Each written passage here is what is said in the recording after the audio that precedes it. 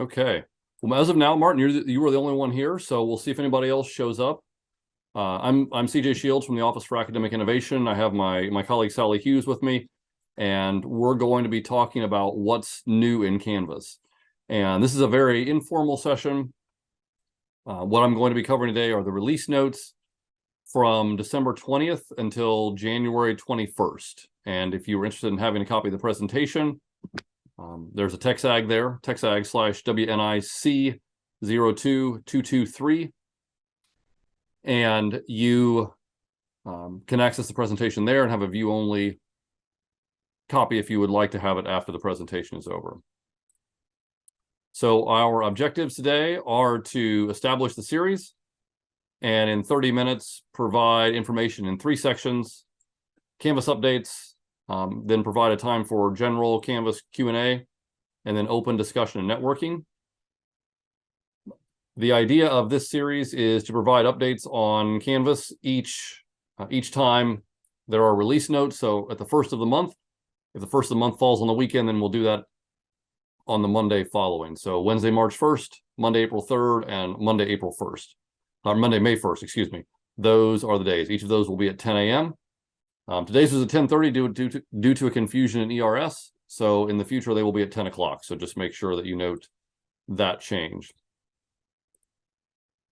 And the focus of this series is to provide updates about Canvas, to provide examples of what those updates look like in the Texas A&M instance of Canvas, and then to gather informally as a chance to ask questions, to brainstorm with others, to see how individuals are using Canvas and how we solve some of the challenges that we have while using Canvas, and also celebrate some of the successes. So that's kind of the idea, half-hour max for each session, and try to keep them relatively focused to those topics. So on to the first section, which are the Canvas updates. There are 4 updates this semester, or I'm sorry, this month, excuse me. Quite frankly, none of them are earth-shattering, but it's always important to know what the updates are. There's a link there, TexAg/Canvas RA. And if you follow that, you will be taken to the screen that is shown in the screenshot right now. And those are the Canvas release notes. Canvas typically releases updates on the 4th Friday of the month. Sometimes if there are holidays, that changes. So for example, in December, I believe it was the 3rd Friday of the month. If you go to the release notes, you will see there are 2 categories. There's deploy, which means that has been deployed in test, and release means it's in production. So if you have access to the test instance of Canvas, you can see the deploy notes. And sometimes in deploy, you will note that items have been deployed, and after a day or 2, they may have been delayed or they may have been postponed until another date. And that's because in test, there was something that was realized and that date was pushed into the future. If they are in release, they're in production, meaning you can see them in the Canvas account in the Texas A&M instance of Canvas. So that's kind of the difference. You will see a lot of deploy notes, fewer release notes, but they're there, and there is a difference in how they are worded and how they are sent out to Canvas users. So with that, I'm going to jump right into the updates themselves. The first change is missing assignments.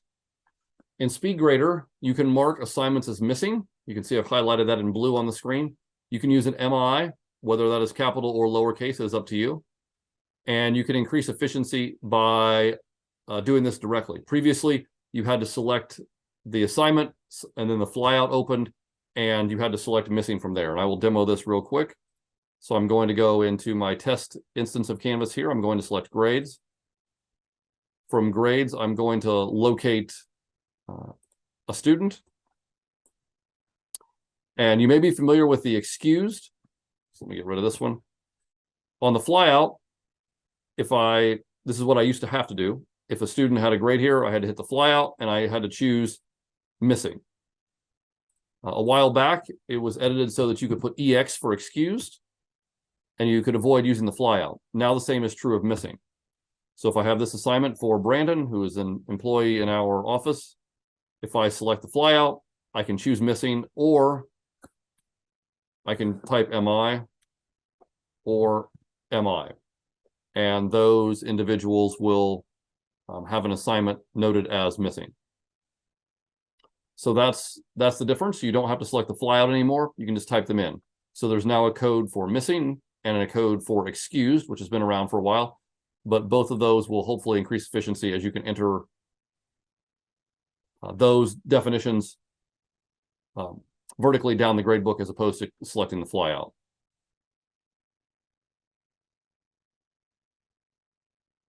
Okay.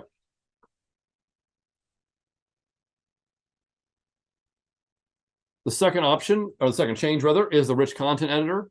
All options now open with a single click. Those options being the superscript, links, images, record or upload media, documents, and align.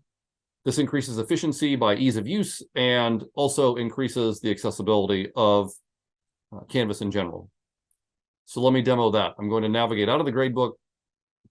I'm going to navigate into Pages. I'm going to show this in Pages, but you can get this any place the rich content editor is present. I'm going to select View All Pages.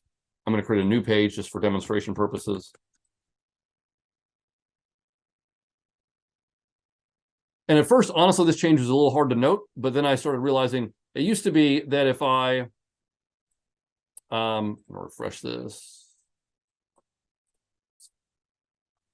Let's just try my example page here.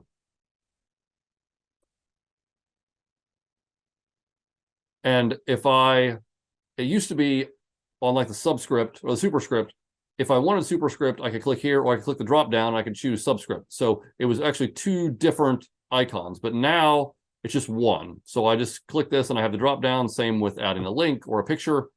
All of these that have the arrow are now one link or one click rather. So if I click here, I will get the options. I don't have to select one option for the icon and another option for the drop down.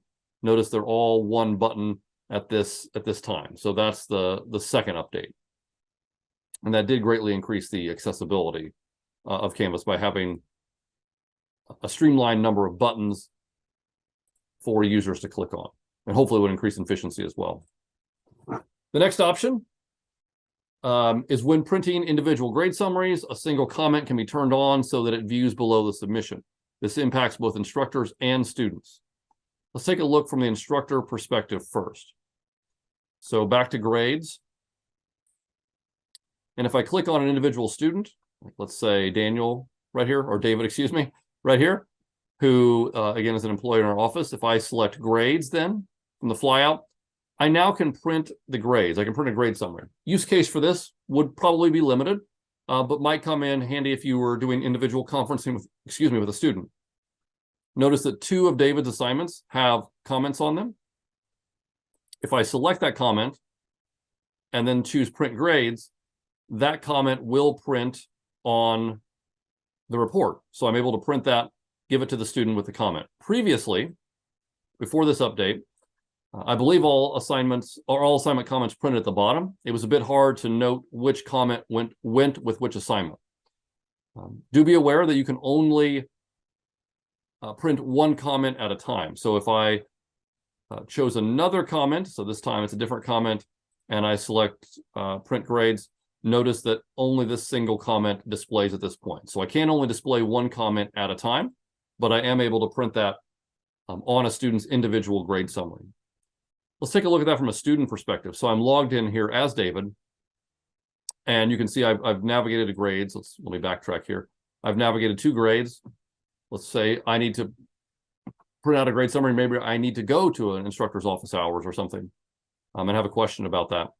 So I can select the comment right here, the comment that was submitted to me by the instructor. I can select print grade, and you can see that that comment is going to display for the student as well. So they are able to print that summary, very quickly identify it with the assignment that it was submitted with, and they could print that and use that as needed. Again, probably, in all honesty, a limited use case for that, but it is a feature that could come in handy and certainly in some instances. Yeah, especially you said one at a time, right? Yes, that is correct. One at a time.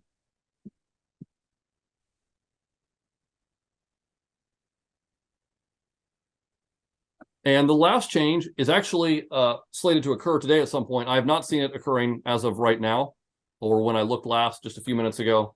But that is the front page icon that has for so many years been the rounded corners with the dark background of white font will become a pill shape with no fill and a gray font. So looking in Canvas, this is in Pages, and then View All Pages. And notice the front page still displays in the traditional way here, but I would look for that to change in the very near future, perhaps as soon as later today. But it will display in that shape that is shown here. Again, not a huge change, but it is one that's been that way for a number of years. So individuals who are setting their homepage in their course particularly, and who are looking for this icon, as many of us have done for many years, will now need to look for the new icon. Yeah. And those are the updates. So with that, I will open it up just to any general Q&A. And again, Martin, you are our only one here. So if you have any questions, I'm happy to answer those. Sally and I are happy to answer those. Anything about Canvas related to the updates or anything else, we're happy to do that. No, nothing too much right now. I'm kind of following along on the release notes. For the WNIC, 0222. Is that, you said that was recording? The which one? I'm sorry. The first link that was sent out? Oh yeah, yes. The first link is not for the recording. It's just for the presentation itself. Oh, okay. Yeah. Well, right now it says no page. That's what I was figuring. So okay. Yeah. But it's not the end of the world. I put it this way. I followed along on the Canvas one with you.